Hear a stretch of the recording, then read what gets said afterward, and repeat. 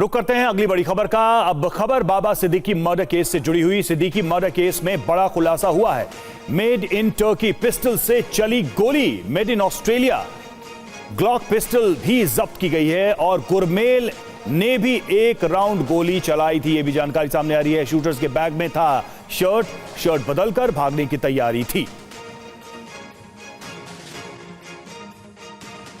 और आइए अब आपको बताते हैं कि ये बड़े खुलासे क्या क्या हैं अभी तक इस पूरे मामले में। तो सिद्दीकी शूट आउट की बात करें तो देखिए, इसमें हरीश निषाद के खाते में 60,000 रुपए ट्रांसफर हुए हैं। ये एक बड़ी जानकारी सामने आ रही है। हरीश निषाद के खाते में 60,000 रुपए ट्रांसफर किए गए और हत्याकांड के लिए 32,000 में सेकेंड हैंड बाइक खरीदी गई। आरोपी शिव कुमार के बैग से तुर्की मेड पिस्टल बरामद की गई। आरोपी गुरमेल ने भी एक राउंड फायर किया था। गुरमेल से जब्त पिस्टल ऑस्ट्रेलिया का बना हुआ था। और सिद्दीकी केस में एक और बड़ी खबर सामने आ रही। सिद्दीकी शूट आउट को लेकर एक और खुलासा हुआ है। क्राइम ब्रांच के सूत्रों से मिली TV9 को जानकारी, मर्डर में ऑस्ट्रेलियन ग्लॉक पिस्टल का इस्तेमाल हुआ। हत्याकांड में तुर्की की पिस्टल का भी इस्तेमाल किया गया। हत्याकांड में कुल 3 तरह के हथियार का इस्तेमाल किया गया। ये जानकारी सामने आ रही है। तो सिद्दीकी हत्याकांड में हथियारों को लेकर यह बड़ी जानकारी सामने आ रही है। हत्याकांड में 3 तरह के हथियार इस्तेमाल किए गए हैं। जी हां, एक ऑस्ट्रेलियन ग्लॉक पिस्टल से फायरिंग की गई और दूसरा टर्की की पिस्टल का भी इस हत्याकांड में इस्तेमाल किया गया। हत्याकांड में एक लोकल पिस्टल का भी इस्तेमाल किया गया। 3 तरह के वेपन्स का यूज किया गया इस हत्याकांड में। जो बड़ी जानकारी सामने आई है इस पूरे मामले को लेकर, जिसमें टर्की ऑस्ट्रेलिया की पिस्टल का भी इस्तेमाल ही हुआ है। लेकिन जो सबसे अहम हथियार है ग्लॉक पिस्टल की, जिसकी बात की जा रही है, उसकी खासियत क्या है? तो देखिए, 6 से 36 राउंड तक मैगजीन का उपयोग इसमें होता है। भारत में 17 राउंड वाली मैगजीन का उपयोग होता है। गोली 1230 फीट प्रति सेकंड की गति से लगती है। ऑस्ट्रेलियन ग्लॉक पिस्टल की रेंज 50 मीटर तक है और ग्लॉक पिस्टल के कई वेरिएंट दुनिया भर में मशहूर हैं। सेना, पुलिस, विशेष बलों के लिए यह पिस्टल कंपनी बनाती है। ग्लॉक पिस्टल भारत में आम नागरिक के लिए बैन है। एक पिस्टल की कीमत 8 लाख से ज्यादा की है और यही वजह है कि खतरनाक हथियार है, वेपन है। भारत में इसको बैन किया गया। आम लोगों के लिए ये मुहैया नहीं कराई जाती है। जितेंद्र शर्मा हमारे संवाददाता हमारे साथ जुड़ चुके हैं। जितेंद्र, हथियारों को लेकर काफी बड़ी जानकारियां सामने आई हैं। किस तरह से इन हथियारों को अवेल किया गया, इनका इस्तेमाल किया गया? और ग्लॉक पिस्टल का हम देख रहे हैं, अगर हम भारत के हाल के कुछ हत्याकांडों में देखें तो ग्लॉक पिस्टल का नाम, इसकी चर्चा बार बार सामने आ रही है।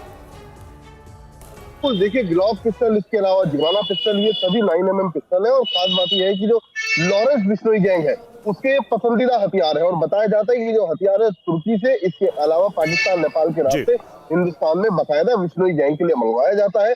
जिशान ने इन हथियारों की डिलीवरी की थी, जैसा कि पहले भी हमारे सूत्रों में बता चुके हैं। खास बात यह कि जैसा कि अभी हमने बताया भी कि जो ग्लॉक पिस्टल है उसका इस्तेमाल किया गया था। खासियत यह है कि जो ग्लॉक पिस्टल है उसका जो निशाना होता है वो बेहद सटीक होता है। और यही वजह है कि जो लॉरेंस बिश्नोई है उसके जो शूटर्स हैं वो मोस्टली इसी तरीके के वेपन का इस्तेमाल करते हैं। आपको याद होगा अतीक अहमद हत्याकांड में भी इसी तरीके से जिगाना पिस्टल का इस्तेमाल हुआ था, जो कि मेडी पिस्टल थी। साथ ही जो नादिर शाह मर्डर केस है उसमें भी 9mm पिस्टल का इस्तेमाल हुआ। तो जहां जहां बिश्नोई गैंग ने हत्याकांड को अंजाम दिया, ठीक उस जगह इसी तरीके के 9mm पिस्टल का इस्तेमाल हुआ, चाहे वो ग्लॉक पिस्टल हो चाहे वो जिगाना पिस्टल हो। जी, आप बने रहिए जितेंद्र हमारे साथ, हम लौटेंगे आपके पास। और देखिए, मुंबई क्राइम ब्रांच ने शुभम लोंकर के खिलाफ जारी किया लुकआउट नोटिस। सूत्रों के मुताबिक शूटर के पकड़े जाने के समय तक पुणे में ही था शुभम, लेकिन शूटर्स को गिरफ्तार करते ही वो पुणे से फरार हो गया। आशंका है कि वो नॉर्थ के किसी स्टेट या राजस्थान, गुजरात की दिशा में भागा है। राजीव सिंह हमारे साथ मुंबई से जुड़े। राजीव, क्या जानकारी मिल रही है इस लुकआउट नोटिस को लेकर? देखिए, इस वक्त की बड़ी खबर यह है कि शुभम लोनकर, जिसने खुद एक फेसबुक पोस्ट करके इस बात की जिम्मेदारी ली थी कि बिश्नोई गैंग इसमें शामिल है, बिश्नोई गैंग के द्वारा बाबा सिद्दीकी का शूट आउट कराया गया है।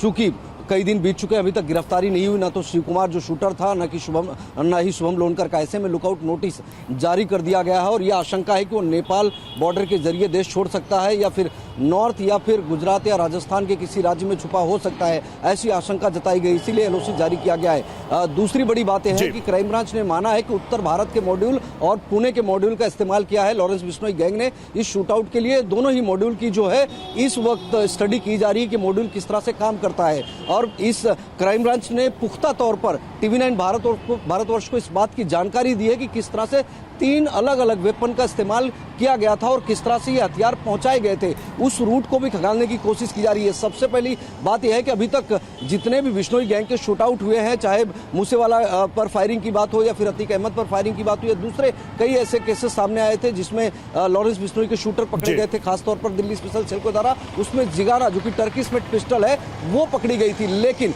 पहली बार ऑपरेशन ग्लॉक के नाम से ऑस्ट्रेलियन ग्लॉक पिस्टल का बरामद की गई है और ये एक नई तरह से कह सकते हैं कि पहली बार जानकारी सामने आई है कि Australian made pistol operation Glock के तहत इस्तेमाल की गई। इसके पहले जिगाना पिस्टल की बात सामने आई थी और बिश्नोई गैंग जो है इसमें पूरी तरह से बिल्कुल राजीव, तो हथियारों की बरामदगी और जिस तरीके से आरोपी हैं उनकी धरपकड़ के लिए नए नए खुलासे सामने आ रहे हैं, इतना स्पष्ट है कि बहुत ही कोऑर्डिनेटेड तरीके से इस हत्याकांड को अंजाम दिया गया जिसमें विदेशी हथियारों का भी इस्तेमाल किया गया। आप दोनों का बहुत बहुत शुक्रिया हमसे जुड़ने के लिए।